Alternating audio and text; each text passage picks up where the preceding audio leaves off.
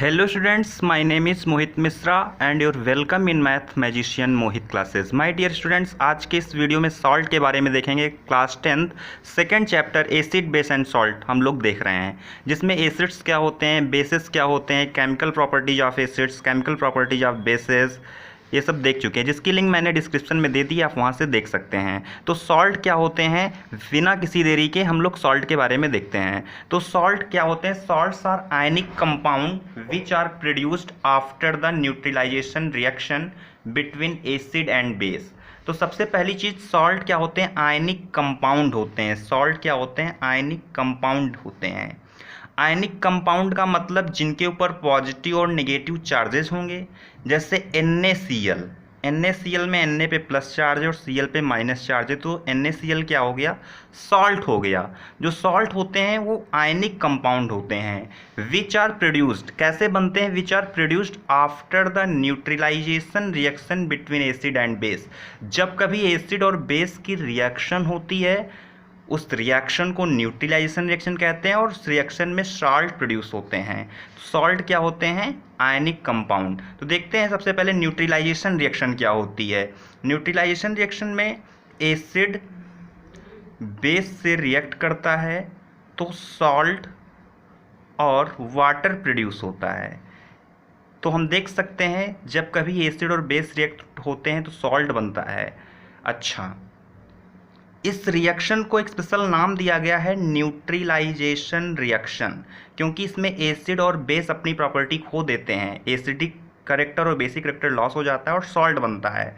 Salt salty होते हैं, salt बन जाता है। तो एक एग्जांपल देखते हैं, जैसे हमने HCl ले लिया। HCl कैसा एसिड है?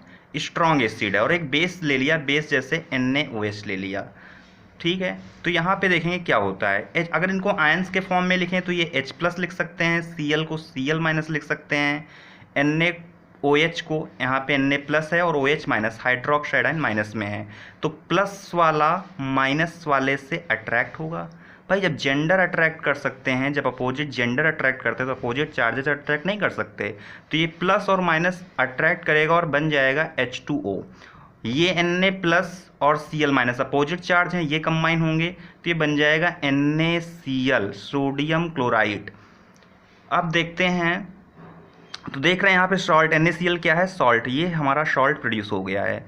अच्छा, सॉल्ट ज़रूरी नहीं कि सॉल्टी ही हों, उन एसिडिक भी हो सकते हैं, बेसिक सॉल्ट भी हो सकते हैं और न्यूट्रल सॉल्ट हो सकते हैं। यहाँ पे कुछ एग्जांपल्स लिखे हैं कि आप बता सकते हैं कौन सा एसिडिक सॉल्ट है, कौन सा बेसिक सॉल्ट है। NH4Cl कैसा सॉल्ट होगा? न्यूट्रल सॉल्ट होगा कि एसिडिक सॉल्ट होगा कि बेसिक सॉल्ट होगा? तो देखते हैं कि कैसे हम पहचानेंगे कोई सॉल्ट एसिडिक है कि कोई सॉल्ट बेसिक है। हैं न्यूट्रल सॉल्ट की। न्यूट्रल सॉल्ट कैसे क्या होंगे? जिन न्यूट्रल सॉल्ट है उनकी pH वैल्यू 7 होगी, pH वैल्यू उनकी 7 होगी। तो न्यूट्रल सॉल्ट कब बनते हैं? जब कोई स्ट्रॉन्ग एसिड स्ट्रॉन्ग बेस से रिएक्ट करता है। जब कोई स्ट्रॉन्ग एसिड स्ट्रॉन्ग बेस से रिएक्ट करता है तो न्यूट्रल सॉल्ट बनता है। न्यूट्रल सॉल्ट बनेगा और वाटर प्रोड्यूस होगा। स्ट्रॉन्ग एसिड जैसे हम ले लेते हैं HCl स्ट्रॉन्ग एसिड है। स्ट्रॉन्ग एसिड का मतलब ऐसा एसिड जो कंप्लीटली आयनाइज हो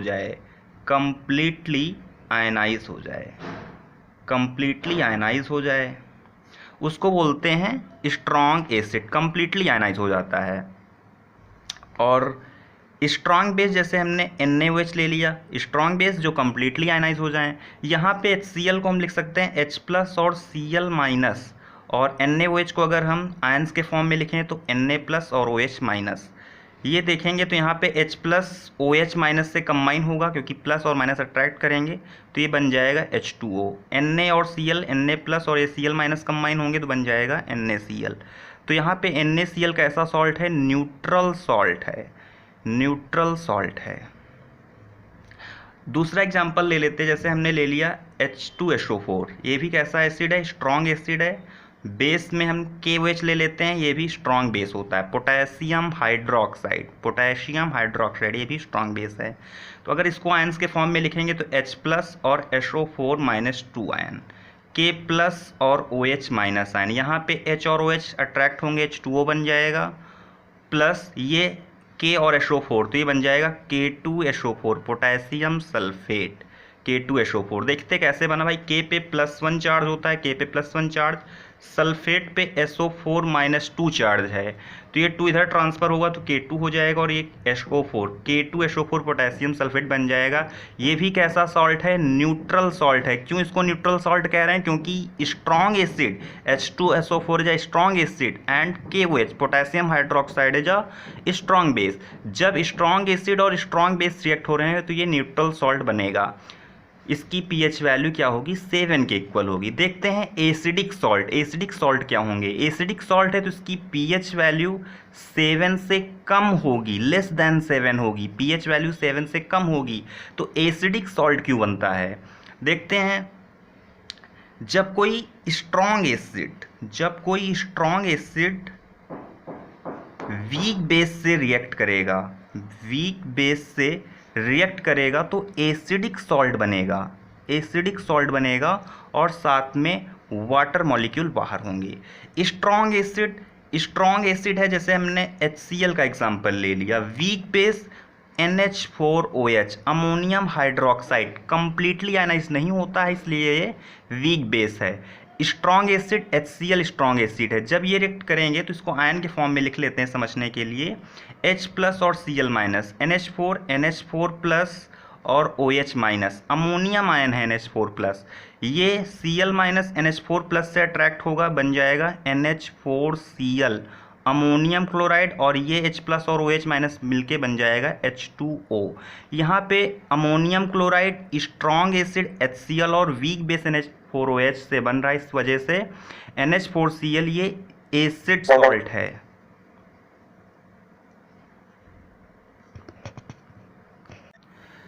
तो अब बेसिक सॉल्ट के बारे में देखते हैं। बेसिक सॉल्ट कब क्या होंगे, जब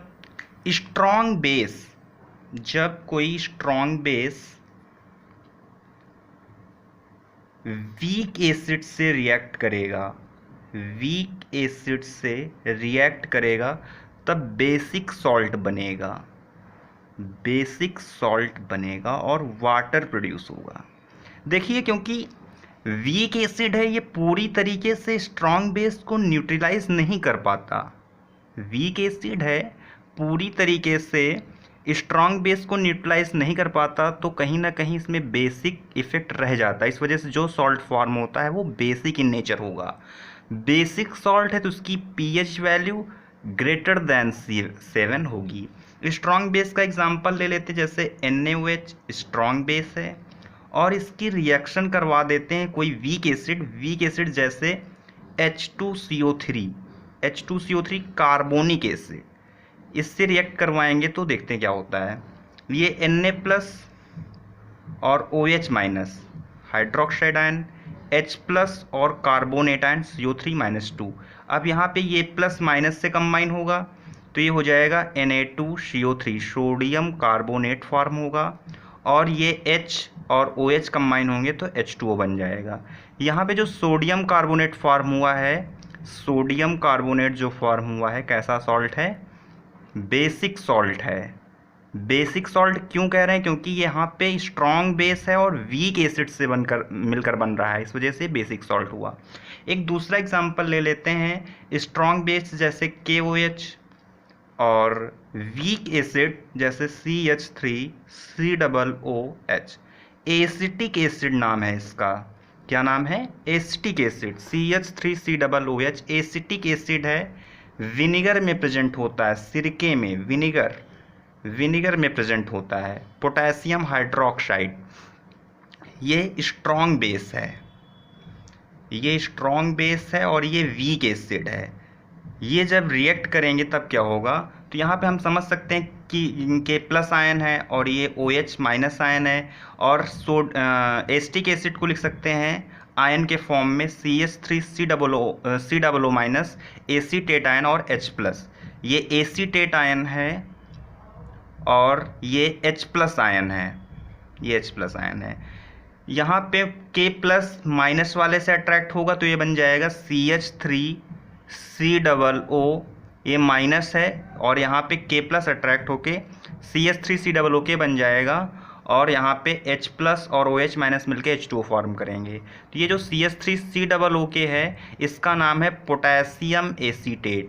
पोटेशियम एसीटेट, क्या नाम है? Potassium acetate. और ये कैसा है? ये बेसिक सॉल्ट है, बेसिक सॉल्ट है।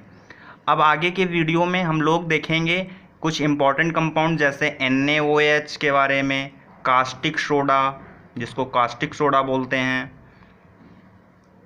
POP के बारे में, ब्लीचिंग पाउडर के बारे में, ये नेक्स्ट सेशन में देखेंगे। Thank you.